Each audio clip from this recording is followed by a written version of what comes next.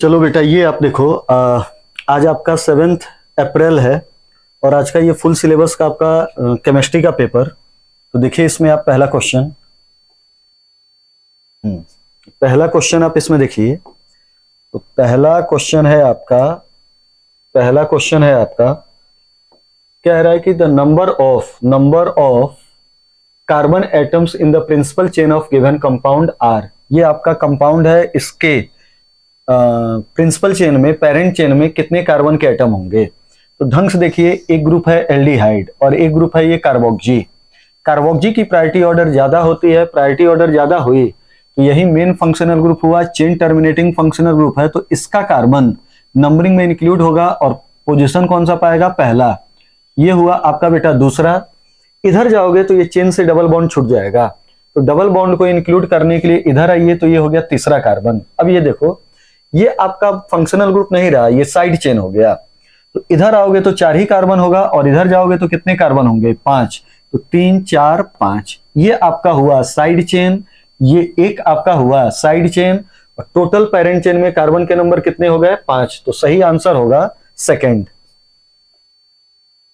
अगला देखिए, which contains high bond energy. कहां पे बॉन्ड एनर्जी सबसे ज्यादा है, तो यहां पे देखिए एटम, ये कार्बन है, उसके नीचे सिलिकॉन है, कार्बन के नीचे सिलिकॉन के नीचे जर्मेनियम, और यहां पे होता है आपका नाइट्रोजन, ये नाइट्रोजन बॉन्ड।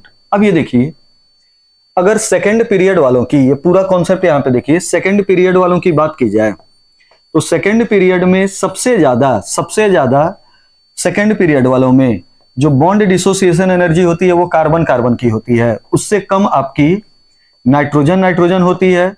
नाइट्रोजन से कम बॉन्ड डिसोसिएशन एनर्जी ऑक्सीजन, उससे कम होगी आपकी फ्लोरीन और फ्लोरीन।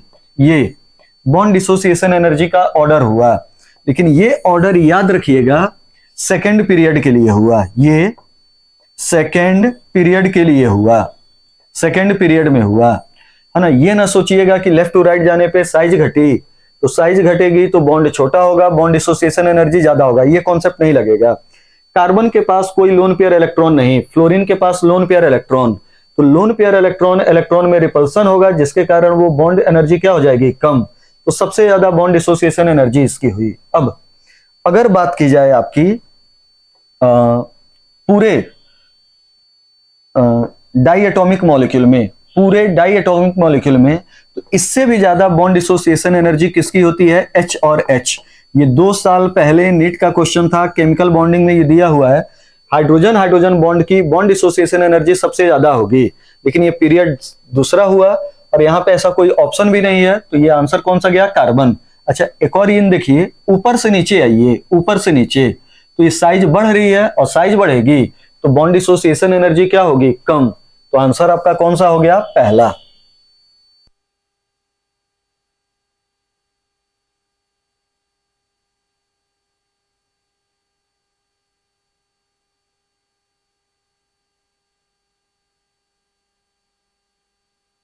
यहां पे देखिए अगला क्वेश्चन कह रहा है कि when an ideal gas is compressed adiabatically. कह रहा है कि एक आइडियल गैस है, एडियाबैटिक, कंप्रेस हो रहा है, मतलब फाइनल वॉल्यूम जो है वो कम है और इनिशियल वॉल्यूम क्या है, ज़्यादा, और ये रिवर्सिबल है। तो कह रहा है कि फाइनल टेम्परेचर क्या होगा। तो देखिए इसका आप इक्वेशन जानते हो, internal energy change delta U equal to होगा Q प्लस W, ये आपका होगा। अब यहाँ पे एडियाबैटिक प्रोसेस है, तो एडियाबैटिक प्रोसेस के लिए Q की वैल्यू क्या हो गई, 0, और यहाँ पे हुआ डेल्टा U, और डेल्टा U W के फॉर्मूले में होता है -P डेल्टा V, ये फॉर्मूला हुआ -P डेल्टा V, और यहाँ पे डेल्टा V हुआ फाइनल माइनस इनिशियल। तो देखिए फाइनल कम है तो ये माइनस में आएगा, ये माइनस में आएगा, और ये माइनस क्या हो जाएगा, प्लस। तो यहाँ से डेल्टा U इक्वल टू जो आएगा वो पॉजिटिव आएगा, इंटरनल एनर्जी चेंज पॉजिटिव आएगी, और इंटरनल एनर्जी चेंज पॉजिटिव तभी आएगी जब फाइनल टेम्परेचर ज़्यादा होगा और इनिशियल टेम्परेचर क्या होगा, कम। मतलब टेम्परेचर क्या हो गया, बढ़ गया। तो आंसर कौन सा हो गया, ए। सही आंसर जो जाएगा वो इसका कौन सा हो गया, ए वाला।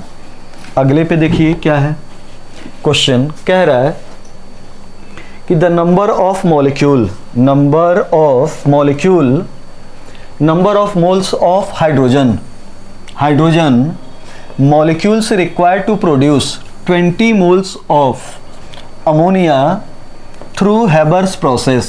Haber's process के द्वारा 20 मोल अमोनिया बनाना हो तो कितने मोल, ये हाइड्रोजन पूछ रहा है कि कितने मोल हाइड्रोजन लगेंगे। तो सबसे पहले बैलेंस केमिकल इक्वेशन लिख दीजिए, और बैलेंस केमिकल इक्वेशन होगा 1 मोल N2 3 मोल H2 के द्वारा रिएक्ट करे तो 2 मोल अमोनिया का क्या होगा, फॉर्मेशन। 2 मोल अमोनिया का क्या होगा, फॉर्मेशन। 1 मोल N2 3 मोल H2 के द्वारा रिएक्ट करे तो 2 मोल अमोनिया का क्या होगा, फॉर्मेशन। अब देखिए इस क्वेश्चन में क्या है कि 20 मोल अमोनिया बनाने के लिए पूछ रहा है कि हाइड्रोजन कितने मोल लगेंगे। 20 मोल अमोनिया बनाने के लिए हाइड्रोजन कितने लगेंगे, तो यहाँ से देखिए 2 मोल बनाने के लिए, 2 मोल बनाने के लिए, 2 मोल बनने के लिए हाइड्रोजन कितने मोल लग रहा है, 3। तो खुद दिमाग लगाइए, कैलकुलेशन भी ना कीजिए। 2 के लिए 3 लग रहा है तो 20 के लिए कितने मोल लगेंगे, 30। 20 के लिए कितने लगेंगे, 30। तो आंसर कौन सा हो गया, पहला। अगले पे आइए, देखिए क्वेश्चन क्या है। क्वेश्चन है a dry air is passed through the solution containing the 10 gram of solute and 90 gram of water and then it passed through pure water. There is a depression in weight of the solution by 2.5 gram and in weight of pure solvent by 0.05 gram. Calculate the molecular weight of solute। ये आपका question है, ठीक। ये आपका question है। Examiner कह रहा है कि 10 ग्राम सॉल्यूट है, 90 ग्राम वाटर है, मतलब सॉल्वेंट है। इसके द्वारा सॉल्यूशन बनाया जा रहा है। तो जो सॉल्यूशन का मास है वो 2.5 घट रहा है और प्योर सॉल्वेंट का मास इतना से घट रहा है। तो calculate the molecular weight of solute. Molecular weight of solute है, और यहाँ पे देखिए ये सॉल्यूशन का मास घट रहा है ना, सॉल्यूशन का मास यहाँ से घट रहा है और मॉलिक्यूलर वेट सॉल्यूट बन रहा है। तो दिमाग लगाइए कि जो सॉल्यूशन का मास घटेगा या सॉल्वेंट का जो मास घटेगा वही वेपर में चेंज होगा। जो आपका बेटा सॉल्यूशन का मास डिक्रीज होगा, जो सॉल्वेंट का मास डिक्रीज होगा, वही किस में जाएगा, सॉल्यूशन वेपर फेज में। तो यहाँ पे जो कॉन्सेप्ट लगेगा वो होगा relative lowering in vapour pressure. आराम से ये देखिए, relative lowering in vapour pressure P nought minus PS upon P nought, relative lowering in vapour pressure. और यहां से एक डिराइव फॉर्मूला बनता है, relative lowering in vapour pressure equal to होगा decrease in mass of solvent, decrease in mass of solvent ऊपर ये होता है, upon decrease in mass of solution, decrease in mass of solution. लेकिन ये देखिए इस क्वेश्चन में ये तो आपका हुआ रिलेटिव लोअरिंग वेपर प्रेशर, और क्वेश्चन में मॉलिक्यूलर वेट्स ऑफ सॉल्यूट पूछा हुआ है। तो यहाँ पे आप रिलेट कर दीजिए, P nought minus PS directly proportional होता है मोल फ्रैक्शन ऑफ सॉल्यूट, और मोल फ्रैक्शन ऑफ सॉल्यूट होगा तो ऊपर हो गया number of moles of solute, solute upon number of moles of solute plus number of moles of solvent. और कभी भी आपको मॉलिक्यूलर वेट ऑफ सॉल्यूट निकालना हो तो इस टर्म को क्या कर दिया करो, नेग्लेक्ट कर दिया करो। तो यहां से देखिए number of moles of solute, number of moles of solute upon number of moles of solvent, और ये टर्म हो जाएगा आपका इसके बराबर ये। तो यहाँ से number of moles of solute और number of mole of solute होगा तो ये हो गया number of moles of solute हुआ तो ये हुआ weight of solute upon molecular weight of solute, molecular weight of solute into यहाँ पे हो गया weight of solvent upon molecular weight of solvent, molecular weight of solvent, ये आपका हुआ।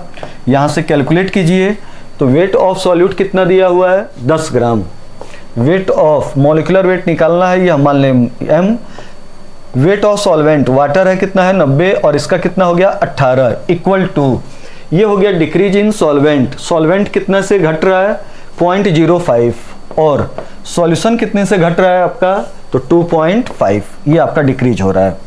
ठीक, यहाँ से देखिए 18 25 90, 5 दूना 10, ये आपका हुआ। यहाँ पे एक ऊपर और 2 नीचे तो ये कटा, यहाँ पे कितना आ गया 0। फिर यहाँ पे देखिए ये आपका हो गया 5 गुणे 5 25 और ये 50 और 50 दूना 100, तो आंसर कौन सा जाएगा 100। इसमें जो आपका आंसर होगा वो कौन सा जाएगा 100। तो ये ढंग से देख लीजिए, क्वेश्चन अच्छा था। जब भी इस टाइप का क्वेश्चन आए तो देख लीजिए तरीका क्या था आपका, कैसे relative lowering in vapour pressure equal to होगा decrease in solvent mass upon decrease in solution mass, और relative lowering in vapour pressure आप जानते हो डायरेक्टली प्रोपोर्शनल होगा molecular mole fraction of solute. तो यहाँ से दोनों को टर्म को रिलेट कीजिए, ये आपका आंसर आएगा। अब अगला देखिए क्वेश्चन क्या है,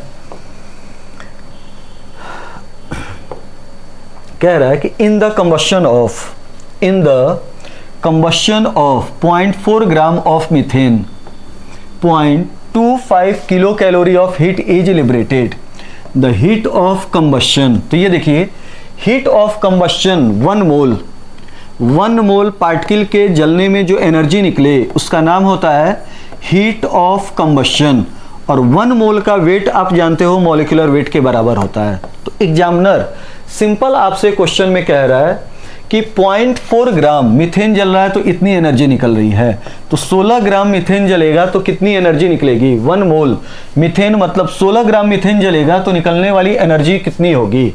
तो यहाँ से यूनिटरी मेथड से कैलकुलेट कर दीजिए, 0.4 ग्राम मीथेन जला तो निकलने वाली जो एनर्जी है वो कितनी है 0.25, तो 1 ग्राम जला तो निकलने वाली एनर्जी 0.25 अपॉन 0.4 होगा, और आपसे कितने के लिए पूछा जा रहा है 16, तो 16 के लिए देख लीजिए, तो ये देखो ये कटा, 1 0 एक्स्ट्रा नीचे बढ़ा, 4 चौको 16 हुआ, 25 चौको 100 हुआ, 100 को 10 से डिवाइड करो, आंसर क्या हो जाएगा 10। कौन सा आंसर हुआ सेकंड। निगेटिव साइन केवल और केवल ये बता रहा है कि प्रोसेस का नेचर क्या है एक्सोथर्मिक, जल रही हैं चीजें तो एनर्जी क्या हो रही है निकल रही है। अगले पे आइए,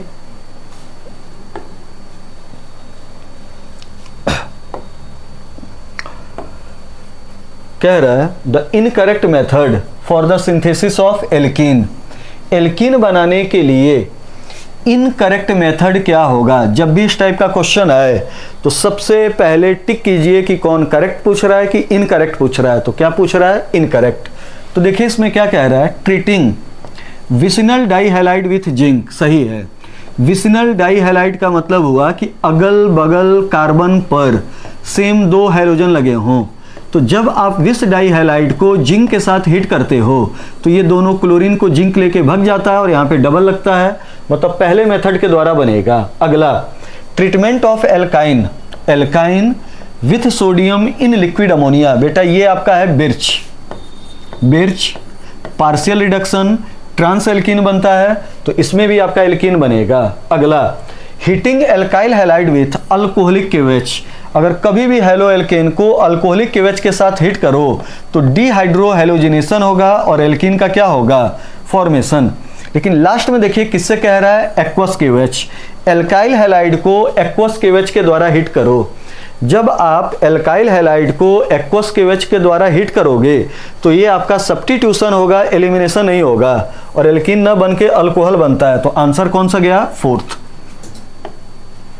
अगला क्वेश्चन देखिए क्या कह रहा है, which of the following series of transition in the spectrum of hydrogen atom falls in visible region. तो आप जानते हो कि एक का नाम होता है लाइमन, एक का नाम बामर, एक का नाम पाशन, एक का नाम ब्रैकेट, एक का नाम फुंड। पहला वाला जो होता है, पहला वाला ये यूवी जोन में गिरता है, ये वाला विजुअल में जाता है ये, और ये तीनों के तीनों इंफ्रारेड में, इंफ्रारेड जोन में जाते हैं। तो यहाँ पे आंसर विजुअल पूछ रहा है तो कौन सा हो गया, बामर। एक और यहाँ पे अच्छा क्वेश्चन है, याद रखिएगा, एग्जाम में क्वेश्चन पूछा जाए कि सबसे पहली सीरीज कौन सी डिस्कवर्ड हो गई, भले लिखा जाता है वेवलेंथ के अकॉर्डिंग लाइमन, लेकिन सबसे पहली सीरीज बेटा डिस्कवर्ड हुई थी कौन सी, बामर। तो फर्स्ट सीरीज डिस्कवर्ड जो थी वो लाइमन नहीं, कौन सी थी, बामर। अगले पे आइए, देखिए क्वेश्चन क्या है, कह रहा है एग्जामिनर कि 1 gram of monobasic acid, 1 gram of monobasic acid मतलब n फैक्टर की बात कर रहा है एक, when dissolved in 100 gram of water lowers the freezing point by इतना, 0.2 gram of the same acid when dissolved and titrated required इतना ml of n/10 alkali, calculate the degree of dissociation of the acid. ठीक, KF दिया हुआ है। तो ये देखिए आपका डिप्रेशन इन फ्रीजिंग पॉइंट दिया हुआ है, depression in freezing point 0.168, depression in freezing point दिया हुआ है बेटा 0.168, depression in freezing point equal to होता है KF, और ये देखिए KF की वैल्यू कितना है 1.86, इनटू होता है मोलैलिटी स्मॉल m, और इनटू होता है I। अगर ये I को हम कैलकुलेट कर लें तो I और अल्फा के बीच में बेटा रिलेशन होता है, I और अल्फा के बीच में रिलेशन होता है, अल्फा इक्वल टू होता है, alpha equal to degree of dissociation equal to होता है I minus 1 upon n minus 1, alpha equal to होगा I minus 1 upon n minus 1। तो अगर यहाँ से हम I को कैलकुलेट कर दें और I को यहाँ पे रख दें तो हमारा न्यूमेरिकल क्या हो जाएगा, सॉल्व। और ये देखिए मोनोबेसिक एसिड है तो दिमाग लगाइए, तो n की वैल्यू कितनी होगी 2। तो यहाँ से देखिए केवल और केवल हमें I कैलकुलेट करना है इस फॉर्मूले में, और यहाँ पे रख देना है, हमारा आंसर आ जाएगा। तो चलिए हम कैलकुलेशन शुरू करें। तो ये हो गया आपका, तो यहाँ पे हो गया 0.168 इक्वल टू हो गया 1.86 इंटू स्मॉल m, और स्मॉल m का मतलब होता है mass of solute, moles of solute, और मोल्स ऑफ सॉल्यूट कितना है 0.2, नहीं मास है 0.2, और यहाँ पे मोल रखना होगा, तो मोल इक्वल टू हो गया number of moles of solute, तो 0.2 upon molecular weight of solute, ये आपका हो गया। यहाँ पे होगा मास ऑफ सॉल्वेंट, और मास ऑफ सॉल्वेंट कितना हुआ, मास ऑफ सॉल्वेंट कितना है 1 gram of monobasic acid dissolved in 100 gram. यहाँ पे गलती हो रही है, यहाँ पे बेटा ये जो आपका होगा ये गलत है, यहाँ पे 1 ग्राम होगा, और ये कितने ग्राम में डिजॉल्व किया गया है 100, क्लियर है। तो इस 100 ग्राम को हम केजी में चेंज करें तो ऊपर कितना जाएगा 1000, और ये हो गया I, यहाँ पे I की वैल्यू रखनी होगी। अब यहाँ से देखिए ये आपका हो गया 0.168 equal to 1.86 into 1 into 1000 into I, और यहाँ पे हो गया molecular weight of solute into 100। हमें ये चाहिए I चाहिए, दिमाग लगाइए, ये I मिलेगा तो हमारा ये न्यूमेरिकल सॉल्व हो जाएगा, I मिलेगा तो न्यूमेरिकल सॉल्व हो जाएगा। लेकिन I मिलने के लिए झाम फंसा हुआ है ये मॉलिक्यूलर वेट ऑफ सॉल्यूट। तो ये मॉलिक्यूलर वेट ऑफ सॉल्यूट कहाँ से मिलेगा, तो उसके लिए एग्जामिनर ने दिया है, हिंट दिया है कि उसी एसिड का 0.2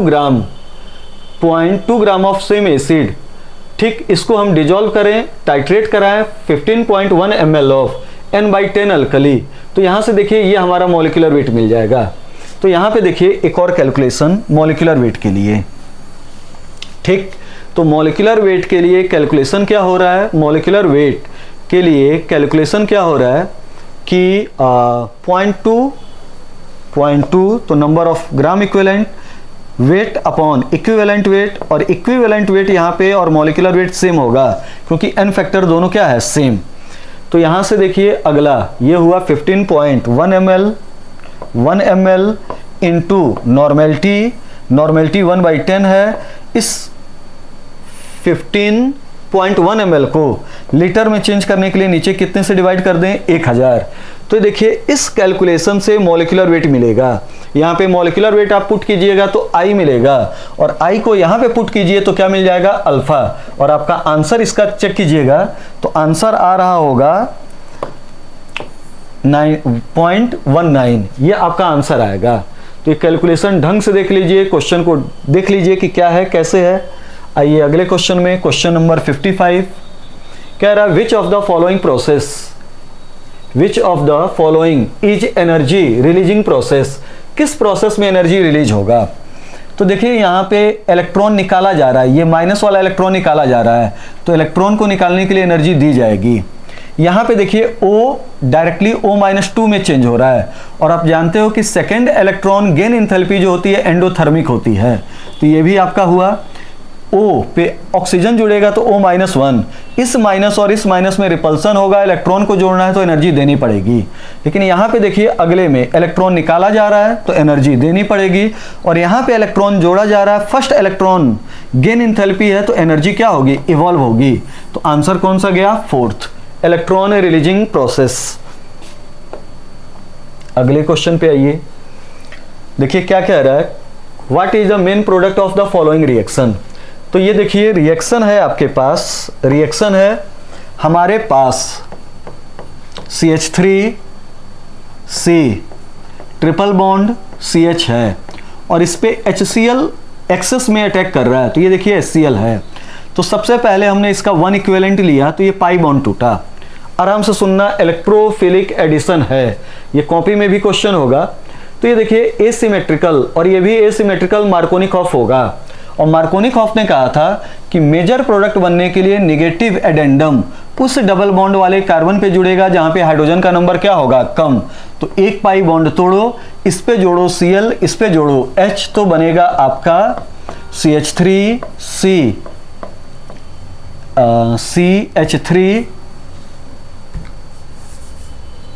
CH3, ये हो गया Cl, और ये हो गया डबल बॉन्ड, और ये हो गया CH2।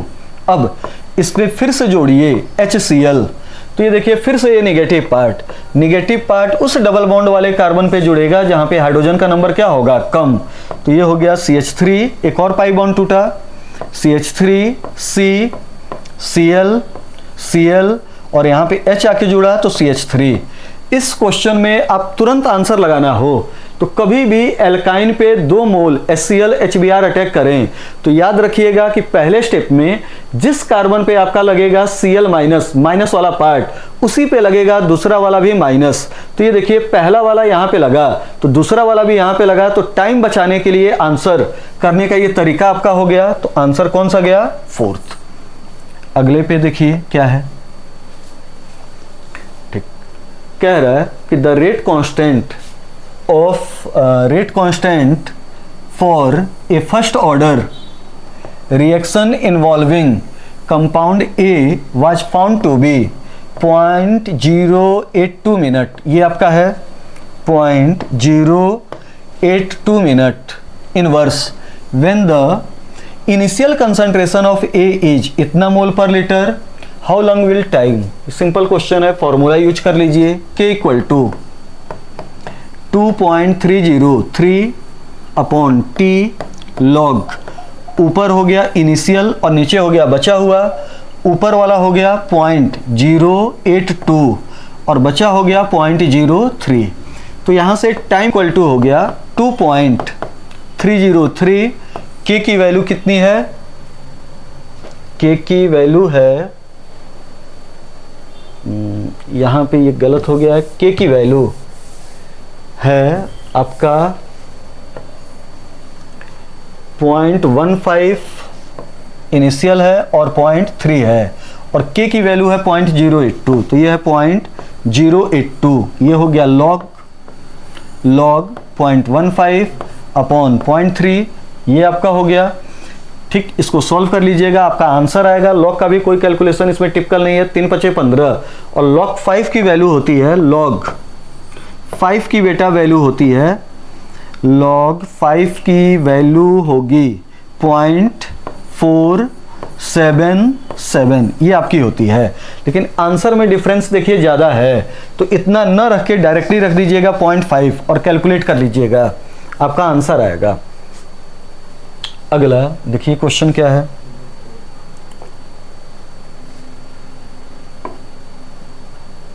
अगला क्वेश्चन देखिए क्या कह रहा है कि कौन सा डिस्प्रोपोर्शनेशन रिएक्शन है।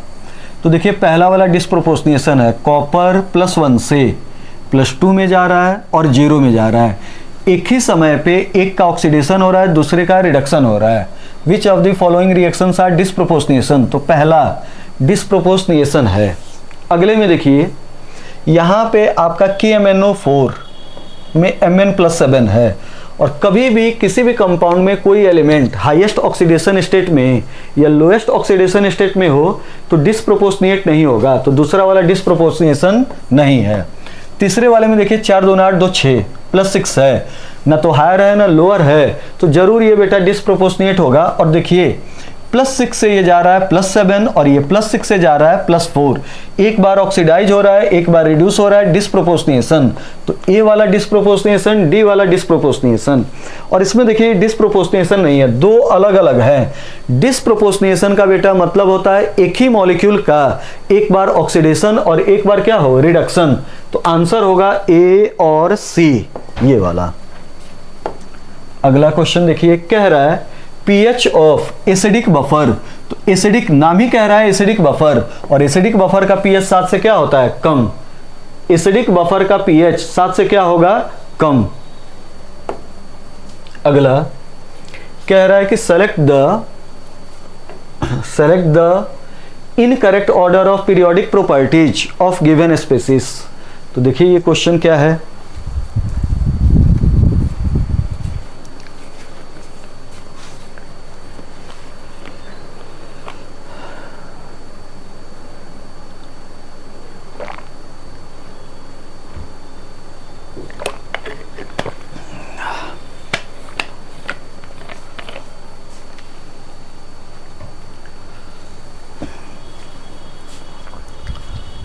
देखिए इसमें कह रहा है क्वेश्चन, फिर से यहाँ पे देख लीजिए, इनकरेक्ट ऑर्डर पूछ रहा है। तो ये देखिए +2 +3, यहाँ पे ये आंसर होगा। जैसे जैसे पॉजिटिव चार्ज की मात्रा बढ़े, पॉजिटिव चार्ज की मात्रा बढ़े साइज घटेगी, पॉजिटिव चार्ज की मात्रा ज़्यादा साइज घटेगी। तो पहला वाला तो गलत है। अब दूसरे वाले में देखिए, यहाँ पे पढ़िए, फर्स्ट आयोनाइजेशन एनर्जी नहीं, सेकेंड आयोनाइजेशन एनर्जी, मतलब सेकेंड इलेक्ट्रॉन निकालना है। तो सेकेंड आयोनाइजेशन एनर्जी जो होती है वो ऑक्सीजन की ज़्यादा होगी और नाइट्रोजन की क्या होगी, कम। तो ये वाला स्टेटमेंट गलत है, यही मेन है इसमें। ये सेकेंड आयोनाइजेशन एनर्जी देखिए, सेकेंड आयोनाइजेशन एनर्जी में ये ट्रेंड पलट जाता है। अगर ये अच्छा नहीं सही है, सेकेंड आयोनाइजेशन, पहली आयोनाइजेशन एनर्जी किसकी ज़्यादा, नाइट्रोजन, और ऑक्सीजन की कम, जबकि सेकेंड आयोनाइजेशन एनर्जी ऑक्सीजन की ज़्यादा नाइट्रोजन की कम। ये सही है स्टेटमेंट, ठीक। मतलब ये वाला जो है ये आंसर ये गलत है, मतलब गलत ही पूछ रहा है, तो यही सही गया है, ये सही है। एटॉमिक रेडियस, डी ब्लॉक में लेफ्ट टू राइट जाओ, डी ब्लॉक में लेफ्ट टू राइट जाओ, शुरू में साइज घटती है, बीच में बराबर होती है, लास्ट में बढ़ जाती है। तो कॉपर से ज़्यादा किसकी हो गई, जिंक। तो ये वाला भी आपका सही है, ये वाला भी सही है। अगला, इंडियम से ज़्यादा आयोनाइजेशन एनर्जी होगी थैलियम। तो ये देखिए, ये बोरॉन फैमिली है, boron, aluminium, gallium, indium, thallium. ढंग से इस क्वेश्चन को देख लीजिए। इसमें बेटा सबसे ज़्यादा आयोनाइजेशन एनर्जी होगा, इसमें सबसे ज़्यादा आयोनाइजेशन एनर्जी होगा बोरॉन, फिर इसमें दूसरे नंबर पे होता है थैलियम, तीसरे नंबर पे होता है गैलियम, चौथे नंबर पे एल्यूमिनियम, और ये क्या होता है, इंडियम सबसे लास्ट में। इंडियम की आयोनाइजेशन एनर्जी कम होती है, थैलियम की ज़्यादा होती है। इसके लिए रीजन होता है लेंथेनॉइड कॉन्ट्रैक्शन। क्लियर हो गया। और यहाँ पे जो रीजन होता है पलटने का, उस रीजन का नाम होता है 3D सीरीज कॉन्ट्रैक्शन या very weak shielding of 3D electrons, 10 electrons in gallium. अगला देखिए क्वेश्चन क्या है, कह रहा है अगला question, if the activation energy of a reaction is zero, temperature will have no effect on the rate constant। बात तो बेटा सही है। अगर एक्टिवेशन एनर्जी ही जीरो हो जाए तो टेम्परेचर की क्या हो सकता है? टेम्परेचर इसीलिए प्रोवाइड किया जाता है कि जो एक्टिवेशन एनर्जी कम है वो मिले और एक्टिवेटेड कॉम्प्लेक्स का क्या हो? फॉर्मेशन। तो जब किसी भी रिएक्टेंट की एक्टिवेशन एनर्जी जीरो हो जाएगी तो टेम्परेचर का कोई रोल नहीं होगा। अब कह रहा है reason lower the activation energy faster will be the reaction. तो देखिए एसर्शन भी सही है इस क्वेश्चन में बेटा, एसर्शन भी सही है, रीजन भी सही है, लेकिन रीजन करेक्ट एक्सप्लेनेशन नहीं है। एक्टिवेशन एनर्जी जीरो तो टेम्परेचर का कोई रोल नहीं होगा, एक्टिवेशन एनर्जी कम तो रेट ऑफ रिएक्शन क्या होगा? ज़्यादा। ठीक, ये आपका हुआ। एसर्शन भी सही, रीजन भी सही, लेकिन रीजन करेक्ट एक्सप्लेनेशन नहीं लग रहा है। इसका करेक्ट एक्सप्लेनेशन होगा कि जब एक्टिवेशन एनर्जी जीरो तो टेम्परेचर का रोल नहीं होगा, लेकिन फिर भी रिएक्शन होगा ड्यू टू कोलिजन फ्रीक्वेंसी। फिर भी रिएक्शन होगा ड्यू टू कोलिजन फ्रीक्वेंसी। जैसे रिएक्शन दो बातों पे depend, collision frequency, activation energy. Activation energy मान लो जीरो हो गई तो कोलिजन होगा, इफेक्टिव कोलिजन होगा और फिर रेट ऑफ रिएक्शन में पार्टिसिपेट करेगा। तो यहाँ पे इसकी रीजनिंग जानी चाहिए थी कोलिजन फ्रीक्वेंसी। एसर्शन सही, रीजन सही, लेकिन रीजन करेक्ट एक्सप्लेनेशन नहीं है, तो आंसर कौन सा जाएगा? सेकंड। आइए अगले पे, अगला क्वेश्चन देखिए, कह रहा है कि which of the following chloride exclusively only gives, ये देखिए वनली गिव्स 2-methyl ब्यूट 2-in on dehydrohalogenation with a strong base। तो एग्जामिनर कह रहा है कि हम इन चारों कंपाउंड का मतलब तीनों का डिहाइड्रोहेलोजिनेशन कराएं तो किस केस में केवल और केवल 2-methyl ब्यूट 2-in मिले। तो देखिए 2-methyl ब्यूटीन का हम डायग्राम बना दें। 2-methyl ब्यूट 2-in का 2-methyl ब्यूट 2-in मिले, ये मिले, ये मिले। यहां पे हम देखें तो ये बना दें तो 2-chloro 2-methyl butane, 2-chloro 2-methyl butane, 1 2 3 4, 2-chloro 2-methyl, 2-chloro 2-methyl। तो यहां से निकलेगा तो एक प्रोडक्ट इधर, एक प्रोडक्ट इधर, एक प्रोडक्ट इधर, इसमें टोटल कितने प्रोडक्ट बन जाएंगे? 3 या 2, जितने बीटा पोजीशन, तो एक प्रोडक्ट नहीं बनेगा। अब अगला देखिए क्या है, अगला 2-chloro 3-methyl butane, 1 2 3 4, 2-chloro 3-methyl butane. इसमें भी देखिए यहां से डिहाइड्रोहेलोजिनेशन होगा, एक प्रोडक्ट एक प्रोडक्ट, इसमें भी कितने प्रोडक्ट बनेंगे? 2। ऊपर वाले में भी कितने प्रोडक्ट बने? 2। तो ये आंसर नहीं होंगे। अगला वाला देखिए 1-chloro 2-methyl butane, 1-chloro 2-methyl butane, 1 2 3 4, 1-chloro 2-methyl butane. तो देखिए 1-chloro हुआ, यहाँ पे डबल बॉन्ड लगेगा, ये डबल बॉन्ड लगेगा, तो आपका जो प्रोडक्ट है यही है, तो आंसर कौन सा गया? थर्ड।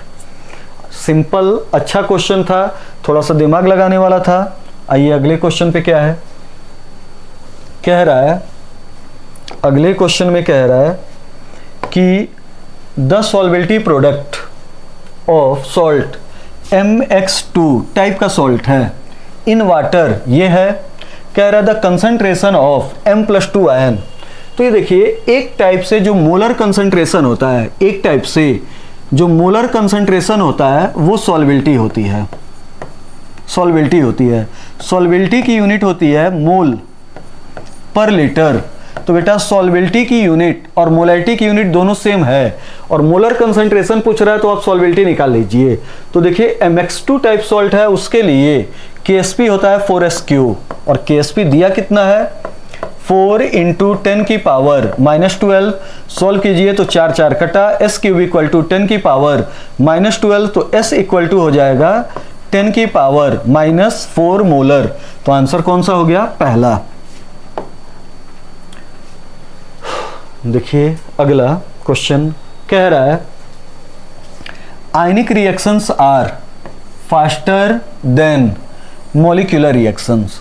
सही है, ये स्टेटमेंट सही है। Reason ionic bonds are weaker than covalent bond, गलत है। ठीक, आयनिक बॉन्ड मजबूत बॉन्ड होता है, कोवैलेंट बॉन्ड ये होता है।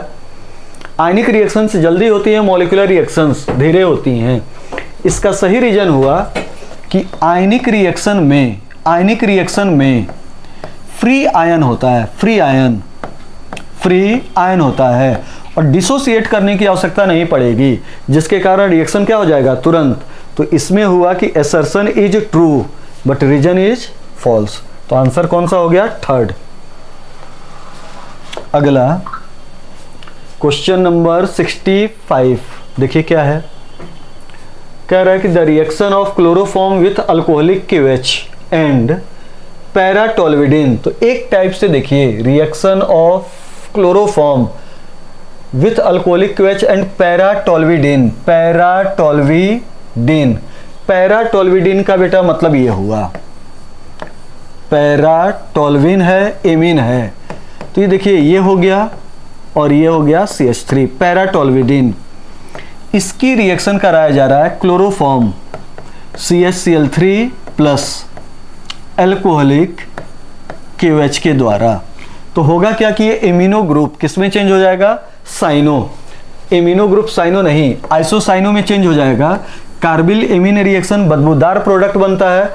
आंसर कौन सा जाएगा? फोर्थ। ठीक, अगले पे आइए।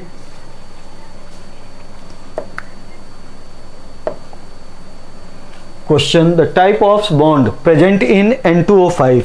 तो कह रहा है कि N2O5 में कौन सा बॉन्ड होगा। तो चलिए N2O5 का बॉन्ड बनाए। तो ये देखो N आराम से देखिएगा, 5 ऑक्सीजन में से एक लगा होता है बीच में और ऑक्सीजन कितने बॉन्ड बनाता है? डबल। 4 ऑक्सीजन बचे, 2 ऑक्सीजन इस पे, 2 ऑक्सीजन इस पे। तो देखो ये हो गया डबल बॉन्ड। नाइट्रोजन ने 3 बॉन्ड बनाया, अगला कोऑर्डिनेट। नाइट्रोजन ने 3 बॉन्ड बनाया, अगला बॉन्ड क्या हो गया? कोऑर्डिनेट। तो इस मॉलिक्यूल में या तो आपका होगा बेटा कोवैलेंट बॉन्ड या क्या होगा? कोऑर्डिनेट।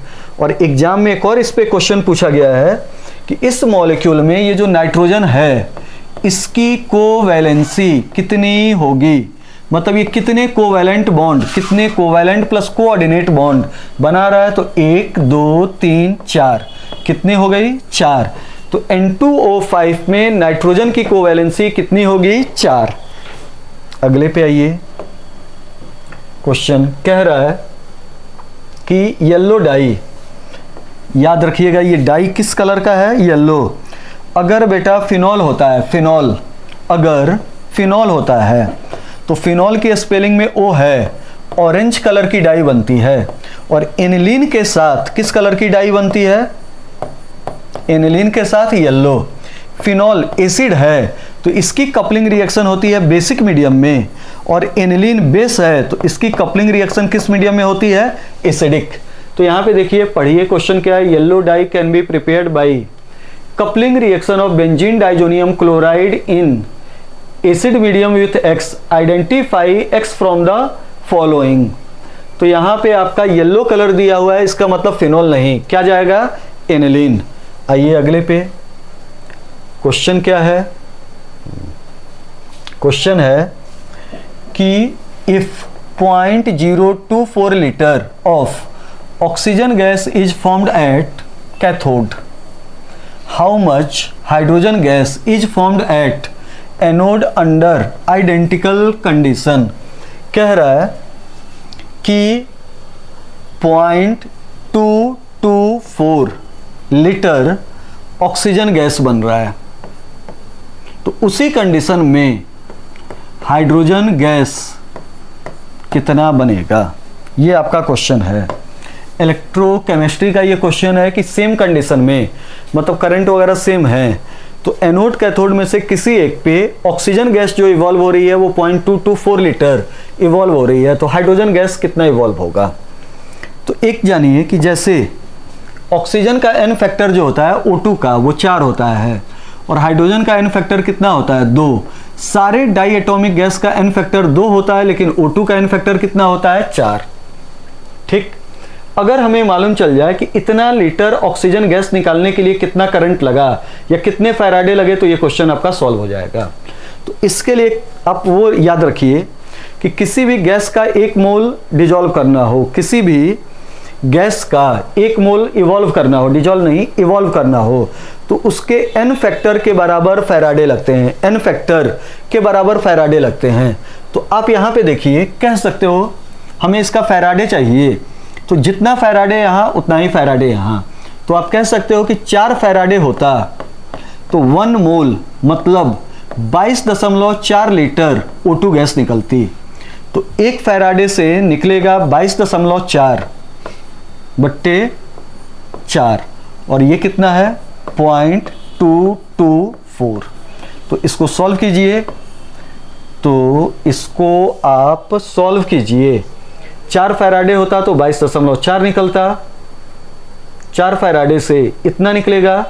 ये हमने थोड़ा सा कैलकुलेशन गलत लिख दिया है, देखिए इधर अगर 22.4 लीटर निकलता, हमें फैराडे मालूम करना है, तो कितने फैराडे लगते 4।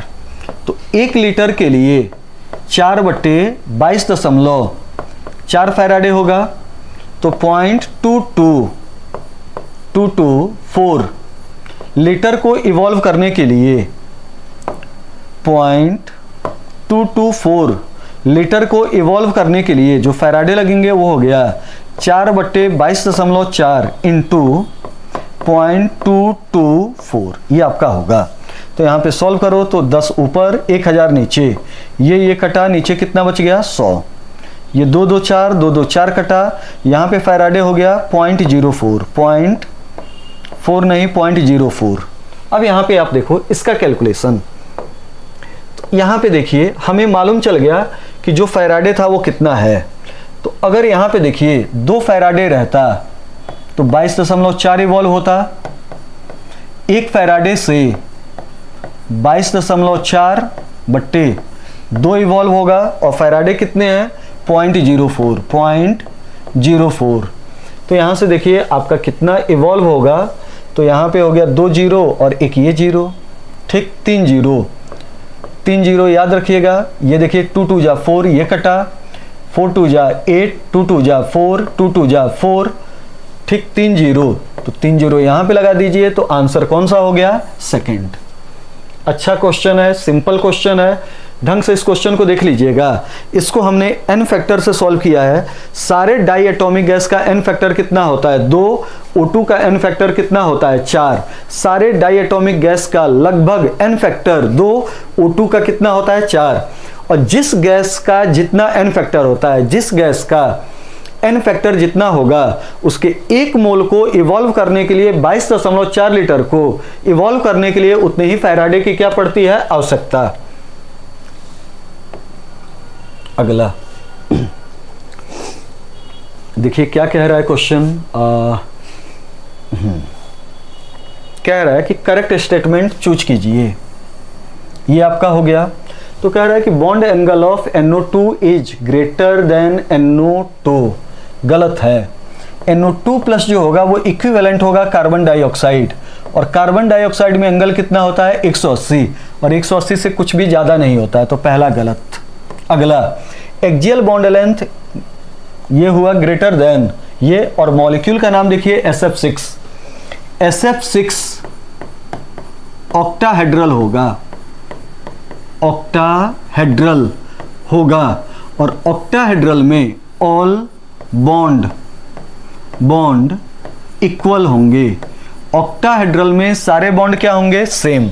अब यहाँ पे है हाइब्रिडाइजेशन ऑफ H2S इज, तो ये देखिए जैसे आपका वाटर वैसे ही है H2S, और वाटर में sp3 होता है तो इसमें भी sp3, ये सही है। Bond dissociation energy of bromine is greater than fluorine, सही है। बॉन्ड डिसोसिएशन एनर्जी सबसे ज़्यादा होता है क्लोरीन देन ब्रोमीन, उससे कम होता है फ्लोरीन, और सबसे कम होगा आयोडीन इस ग्रुप में। मतलब ये वाला भी आंसर सही है। तो इस क्वेश्चन में कितने आंसर सही हैं 2, 3 और 4। चलिए इस क्वेश्चन को आपको क्या करा दिया जाएगा बोनस, 2 आंसर सही है।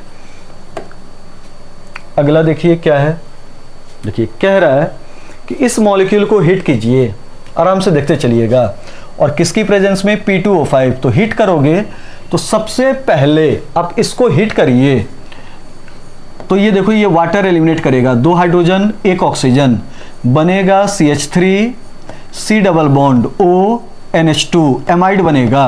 और P2O5 का काम होता है कि जो वाटर निकले उसको एब्जॉर्ब कर ले ताकि रिएक्शन पीछे ना जाए, बैकवर्ड शिफ्ट ना हो। और फिर इस कंपाउंड की ये देखिए आगे हाइड्रोलिसिस करा दी जा रही है। तो बेटा आप CN की स्ट्रॉन्ग हाइड्रोलिसिस कराओ या एमाइड का कराओ, इसमें जितने कार्बन होंगे, इसमें जितने कार्बन होंगे उतने कार्बन के कार्बोक्सिलिक एसिड का क्या हो जाएगा, फॉर्मेशन। तो आंसर कौन सा गया, थर्ड। आगे क्वेश्चन है, कह रहा है कि the ionic conductivity of barium ion and chloride ion at infinite dilution are 127, 76 ohm inverse centimetre square, और इसको पकड़िए इक्विवेलेंट इनवर्स। तो ये बेटा जो आयनिक कंडक्टिविटी है वो मोलर आयनिक कंडक्टिविटी नहीं, इक्विवेलेंट के फॉर्म में दिया है। और पूछ रहा है कि बेरियम क्लोराइड की कितनी होगी, और बेरियम क्लोराइड का भी क्या पूछा है, इक्विवेलेंट कंडक्टिविटी दिया है। इक्विवेलेंट पूछ रहा है, इक्विवेलेंट। इधर सुनिए, जब किसी भी कंपाउंड में आयन का मोलर कंडक्टिविटी नहीं, इक्विवेलेंट कंडक्टिविटी दिया हो और मॉलिक्यूल का भी इक्विवेलेंट पूछे, तो कोई भी बेटा कोफिशिएंट, स्टोइचियोमेट्रिक कोफिशिएंट का रोल नहीं होता है, सीधे चीजों को जोड़ दीजिए, आपका आंसर आ जाएगा। तो यहां पे देखिए बेरियम आयन का कितना है, 127 और दूसरे का कितना है 76, इन दोनों को जोड़ दीजिए, आंसर कितना आ जाएगा 203। अगले क्वेश्चन पे चलिए, देखिए क्या कह रहा है अगला question. Consider the molecules given below, SF4, BF3, ये SO3। क्या क्वेश्चन है, अच्छा पूछ रहा है कि पोलर नॉन पोलर। तो ये देखिए A SF4 पोलर होगा, सल्फर 4 बॉन्ड तो बनाया है लेकिन इसके पास अपना लोन पेयर है और इस लोन पेयर की मोमेंट अलग होगी, जिसके कारण ये क्या हो गया, पोलर। अब अगला क्वेश्चन देखिए कि क्या है, अगला BF3। तो BF3 में देखिए डायग्राम आप बनाइए BF3 का। तो BF3 का डायग्राम बनाइए, तो नॉर्मल तरीका देखिए, 3 बॉन्ड लोन पेयर एब्सेंट, तो नॉन पोलर होगा। ठीक, डायग्राम बना लीजिए, वैसे भी चेक कर लीजिए BF। तो देखिए सारी चीजें, ये इन दोनों का नेट इधर नीचे होगा, ये और ये कैंसिल, तो BF3 क्या हो गया, नॉन पोलर। XeF4 का आप डायग्राम बनाइए। तो देखिए XeF4 में क्या होता है, ये जिनॉन हुआ, फ्लोरीन इधर, फ्लोरीन इधर, फ्लोरीन इधर, फ्लोरीन इधर, इसने कैंसिल किया, इसने इसको कैंसिल किया, इस लोन पेयर ने इस लोन पेयर को कैंसिल किया, तो ये भी हो गया नॉन पोलर। तो देखिए ये हो गया नॉन पोलर, ये हो गया नॉन पोलर, ये हो गया नॉन पोलर, नॉन पोलर, ये भी होगा नॉन पोलर, सब किट पिट जाएंगे, और SF4 क्या होगा, पोलर। तो इसमें आपका हो गया A is answer second, A is most polar. ठीक, एक कॉन्सेप्ट याद रखिएगा, एक दो जगह पे ये गलत होता है। अगर किसी मॉलिक्यूल में सेंट्रल एटम के चारों ओर सराउंडेड एटम बेटा सेम, और उस सेंट्रल एटम पे लोन पेयर एब्सेंट हो जाए, तो 100% वो मॉलिक्यूल नॉन पोलर होगा। फिर से सुन लीजिए, अगर किसी कंपाउंड में सेंट्रल एटम पे लोन पेयर एब्सेंट हो जाए और सारे सराउंडेड एटम क्या हो जाए, सेम, तो 100% वो मॉलिक्यूल क्या हो जाएगा, नॉन पोलर। बस इस रूल का एक्सेप्शन एक होता है XeF4 और एक होगा XeF2। इन दोनों को छोड़ के पूरी केमिस्ट्री में अगर किसी भी मॉलिक्यूल में सेंट्रल एटम पे लोन पेयर एब्सेंट हो जाए और सारे सराउंडेड एटम क्या हो जाए, सेम, तो 100% ऐसे मॉलिक्यूल क्या हो जाएंगे, नॉन पोलर।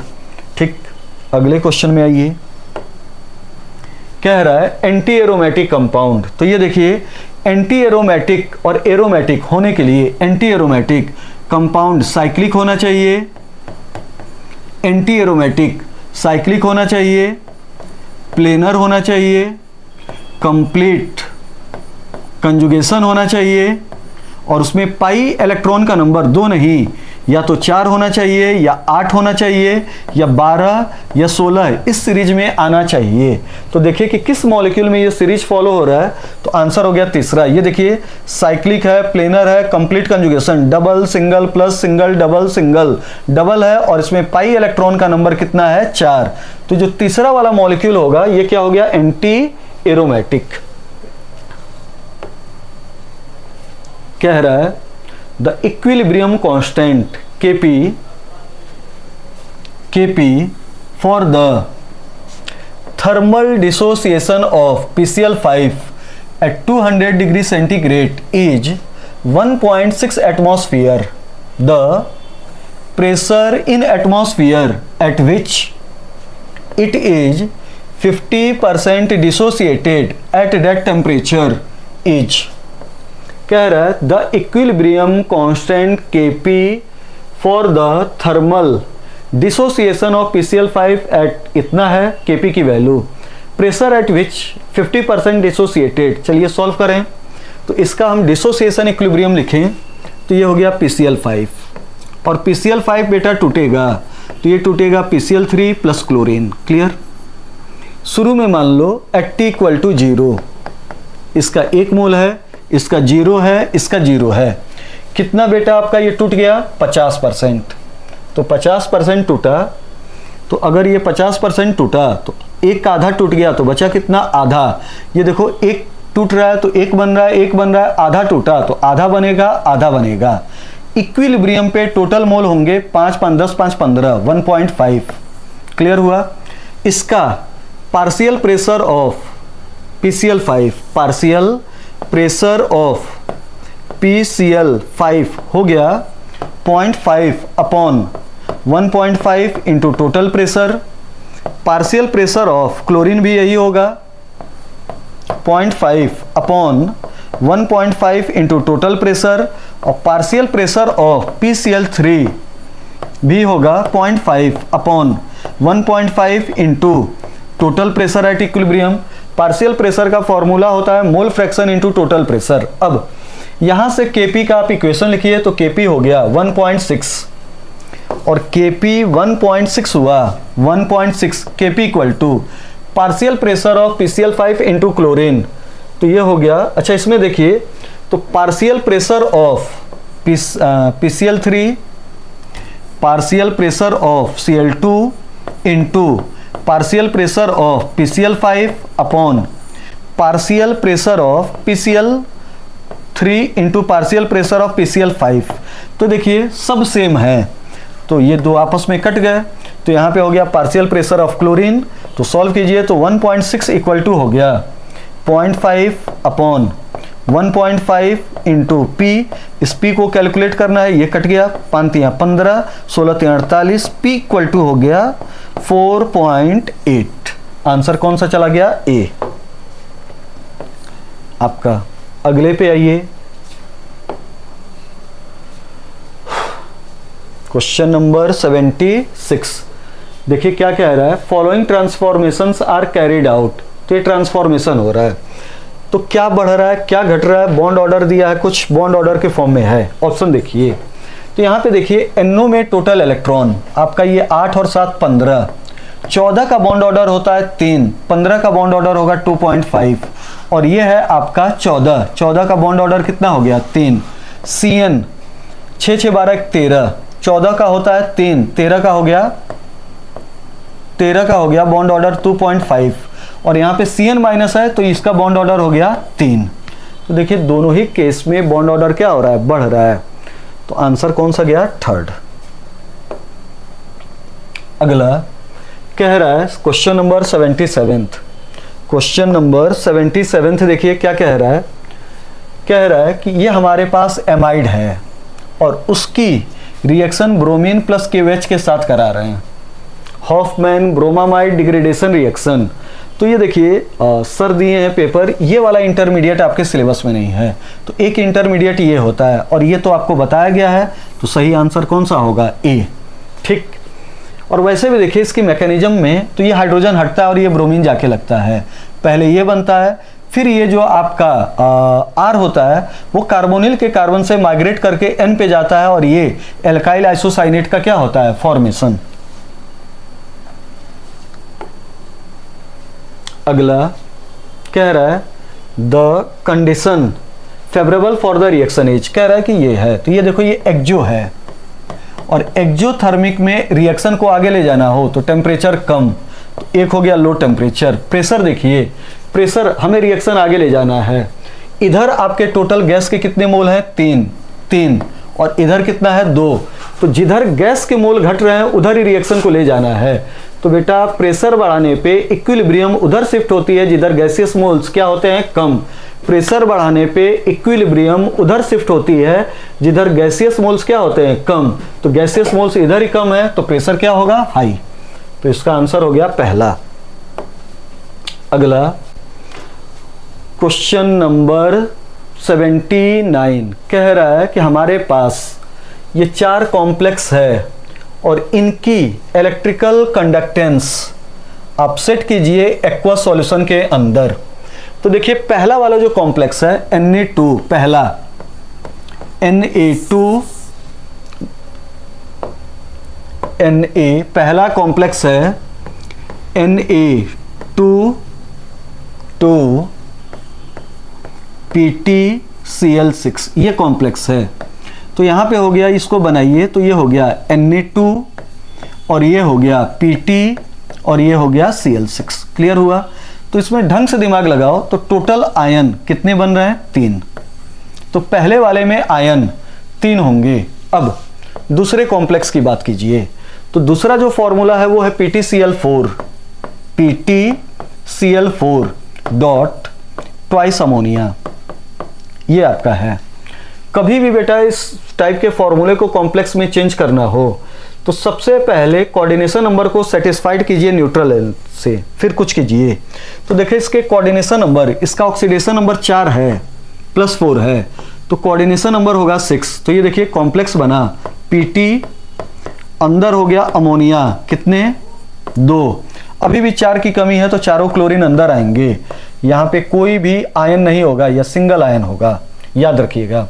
तो यहाँ पे आयन हो गए 3, यहाँ पे 1 आयन हुआ। अब तीसरा देखिए क्या है, तो तीसरे में आप देखिए तो ये है PtCl4 dot 3 ammonia. Coordination number 6 बनाइए फॉर्मूला, तो ये हो गया Pt अमोनिया का थ्राइस, और फिर यहाँ पे क्लोरीन भी कितने लग गए, 3, 1 क्लोरीन बाहर। ढंग से देखिए, इसको तोड़िए पानी के अंदर तो 2 आयन बनेगा, 1 आयन बेटा बनेगा ये, 1 ये बनेगा, कितने आयन बनेंगे, 2। और लास्ट वाले को देखिए, तो लास्ट वाले को लिखा जाए तो लास्ट वाला हम लोग लिखें इसमें, तो आपका हो गया Pt 5 अमोनिया कितने हो गए, 5, क्लोरीन हो गया 1, बाहर क्लोरीन कितने हो गए, 3। तो बाहर क्लोरीन हो गए 3 और इसको आयोनाइज कीजिए तो 3 ये और 1 ये, टोटल आयन कितना बना, 4। तो फोर्थ वाले में सबसे ज्यादा आयन बन रहा है, फोर्थ वाले में।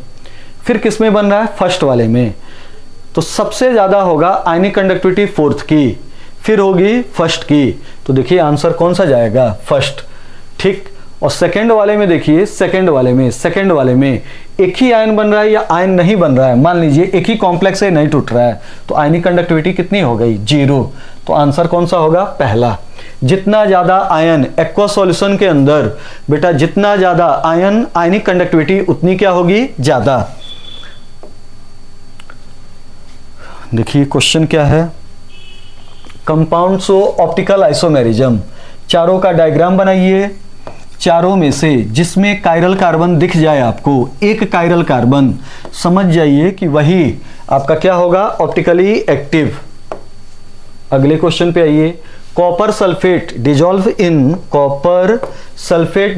इन aqueous ammonia due to formation of, तो उसके लिए आंसर होता है tetra amine copper sulphate. Exam में पूछा जाए कॉपर सल्फेट अमोनिया में, एक्वस अमोनिया में डिजोल्व होता है, तो आंसर लगाइएगा due to formation of complex. फिर पूछा जाए कि उस कॉम्प्लेक्स का फॉर्मूला क्या होगा, tetra amine copper sulphate. Same इसी टाइप से क्वेश्चन पूछा जाए कि AgCl अमोनिया में डिजोल्व होगा, एक्वस अमोनिया में डिजोल्व होगा, तो आंसर लगाइएगा due to formation of complex, और उस कॉम्प्लेक्स का फॉर्मूला होगा AgNH3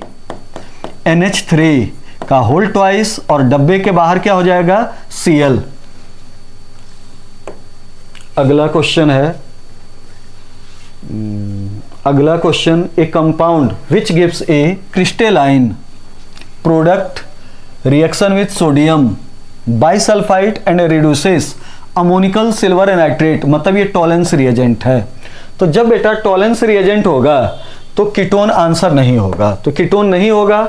अल्कोहल सोडियम बाइसल्फाइड के साथ न्यूक्लियोफिलिक एडिशन नहीं होगा, तो आंसर कौन सा गया, एल्डिहाइड। आंसर कौन सा हो गया, पहला। अगला देखिए क्या है, क्वेश्चन 83। तो देखिए 83 में क्या है, कह रहा है, इस क्वेश्चन को देखिए, तो कह रहा है कि जो ऑक्टाहेड्रल कॉम्प्लेक्स होते हैं उनकी क्रिस्टल फील्ड स्टेबलाइजेशन एनर्जी बेटा ज़्यादा होती है, और टेट्राहेड्रल कॉम्प्लेक्स की क्रिस्टल फील्ड स्टेबलाइजेशन एनर्जी कम होती है। ढंग से सुनना, ये NCERT का ही क्वेश्चन है। कह रहा है कि ऑक्टाहेड्रल कॉम्प्लेक्स की क्रिस्टल फील्ड स्टेबलाइजेशन एनर्जी ज़्यादा और टेट्राहेड्रल कॉम्प्लेक्स की क्रिस्टल फील्ड स्टेबलाइजेशन एनर्जी कम। आप जानते हो कि आने वाले लिगेंड के इलेक्ट्रॉन और डी के पहले के इलेक्ट्रॉन के बीच में रिपल्सन ज़्यादा, तो CFSE की वैल्यू ज़्यादा।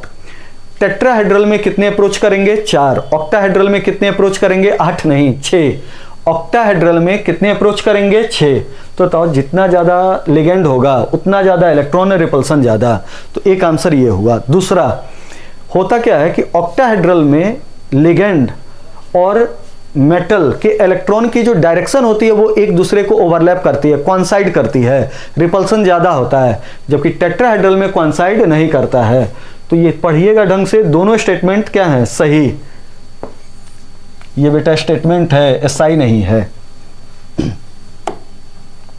अगला देखिए क्या कह रहा है क्वेश्चन, कह रहा है कि ये आपका है बेंजल्डिहाइड और इसकी रिएक्शन ग्रिग्नार्ड।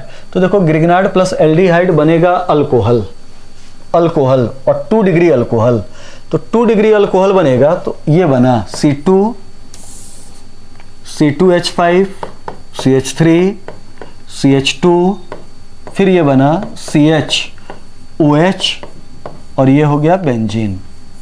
अब एग्जामिनर कह रहा है, हालांकि ये क्वेश्चन छोड़ दीजिएगा, कंट्राडिक्टेड है, बहुत सही क्वेश्चन नहीं है। तो देखिए इसमें कह रहा है कि मेजर प्रोडक्ट क्या होगा, तो अब ये कह रहा है कि एक ही रिएक्शन ब्रोमीन वाटर के साथ हुई, रिएक्शन नहीं होगा। ठीक, एक ही ब्रोमीन वाटर के साथ रिएक्शन हुई, तो ये देखो इसमें क्या होता है, इस क्वेश्चन में, हालांकि ये सिलेबस में नहीं है, इस क्वेश्चन में क्या होगा कि जो आपका इसके बगल में अल्फा पोजीशन है वहां पे ब्रोमीन लगेगा और प्रोडक्ट का क्या हो जाएगा, फॉर्मेशन। प्रोडक्ट का क्या हो जाएगा, फॉर्मेशन। लेकिन ये क्वेश्चन बेटा हम बोनस करा दे रहे हैं, सिलेबस में ये नहीं है। ठीक, सर पेपर दिए हैं, कहीं से अलग से पेपर आ गया है ये, ठीक, ये आपके सिलेबस में नहीं होगा, फालतू का दिमाग ना लड़ाइए। अगला देखिए, which of the following does not show colour due to charge transfer, colour due to charge transfer. अब ये देखिए, अगर किसी के डी में अनपेयर्ड इलेक्ट्रॉन एब्सेंट हो जाए, किसी के डी में अनपेयर्ड इलेक्ट्रॉन एब्सेंट हो जाए और फिर भी वो कलर है, किसी के डी में अनपेयर्ड इलेक्ट्रॉन एब्सेंट हो जाए फिर भी वो कलर है, तो कलर के लिए रिस्पॉन्सिबल फैक्टर होगा चार्ज ट्रांसफर। चार्ज ट्रांसफर पूछ रहा है कि किसका कलर चार्ज ट्रांसफर के कारण नहीं है, तो इसमें +6, इसमें +7, इसमें +6, किसी में अनपेयर्ड इलेक्ट्रॉन नहीं है, तो इसका कलर चार्ज ट्रांसफर के कारण, जबकि यहां पे देखो कॉपर पे +2, एक अनपेयर्ड इलेक्ट्रॉन होगा जिसके कारण डी ट्रांजिशन होगा, और इसका कलर किसके कारण होगा? D transition. अगले क्वेश्चन पे आइए, क्वेश्चन नंबर 86 कह रहा है identify the compound that will react with Hinsberg reagent to give a solid which dissolves in alkali. तो बेटा प्राइमरी एमीन होगा, प्राइमरी एमीन। ठीक, अगला देखिए क्या है क्वेश्चन, कह रहा है regarding the oxidation state of element of the transition element MO6 is more stable than chromium +6। बात सही है। ऊपर से नीचे जाइए, डी ब्लॉक में ऊपर से नीचे जाइए, एनसीईआरटी में लिखा हुआ है कि हायर ऑक्सीडेशन नंबर की स्टेबिलिटी क्या होगी? बढ़ेगी। तो MO+6 is more stable than chromium +6 सही है। टंगस्टन +6 इज इनकरेक्ट पूछा है। Tungsten +6 is more stable than chromium +6, ये भी सही, ये भी सही। Oxo anion of chromium +6 in acidic medium, acidic medium better oxidising agent than oxides of, ये भी बात सही है। ठीक, और लास्ट वाला देखिए higher oxidation state are shown by metals when they attached with pi acceptor ligand, जैसे CONO। तो ये मेटल कार्बोनिल की बात कर रहा है, और मेटल कार्बोनिल में मेटल का ऑक्सीडेशन नंबर 0 होता है, और ये क्या बेटा कह रहा है? हायर। मतलब ये गलत स्टेटमेंट है, तो आंसर कौन सा जाएगा? 4th। 88 पे आइए, कह रहा है कि lead has been placed in group first and group second because. तो देखो लेड जो है वो सेकेंड ग्रुप में है, और सेकेंड ग्रुप में डाइल्यूट HCl यूज होता है, तो ये बनता है PbCl2, और PbCl2 स्लाइटली सॉल्युबल या स्पेरिंगली सॉल्युबल होता है, स्लाइटली सॉल्युबल होता है और प्रेसिपिटेट बना ले जाता है। और फिर कह रहा है कि चौथे ग्रुप में भी दूसरे ग्रुप में भी होगा, और दूसरा ग्रुप होता है PbS, और PbS क्या होता है? Black precipitate. तो इसमें देख लीजिए आंसर क्या है, इट फॉर्म्स लेड सल्फाइड। तो लेड सल्फाइड से आंसर नहीं होगा, it's chloride is partially soluble in water. तो आंसर कौन सा चला गया? चौथा। ठीक,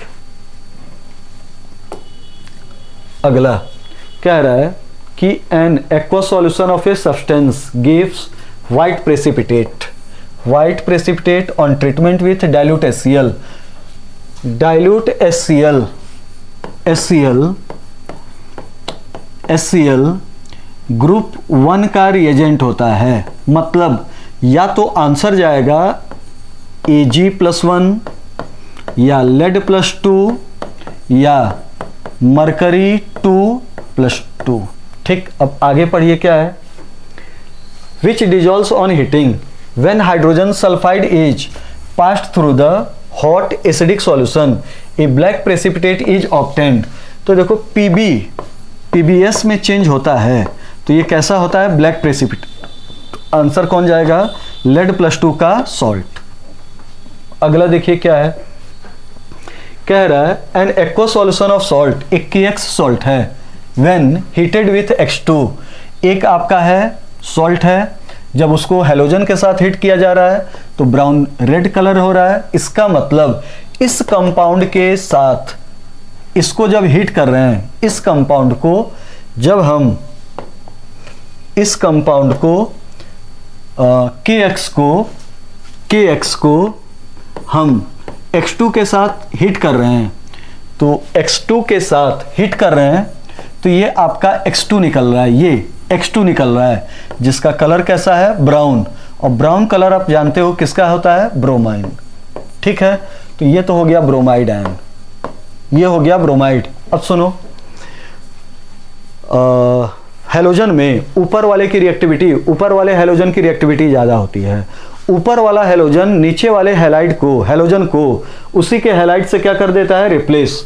ऊपर वाला हेलोजन नीचे वाले हेलोजन को उसी के हैलाइड से क्या कर देता है? रिप्लेस। यहां पे लिख दे रहे हैं ऊपर वाला मतलब फ्लोरीन क्लोरीन, ऊपर वाला हेलोजन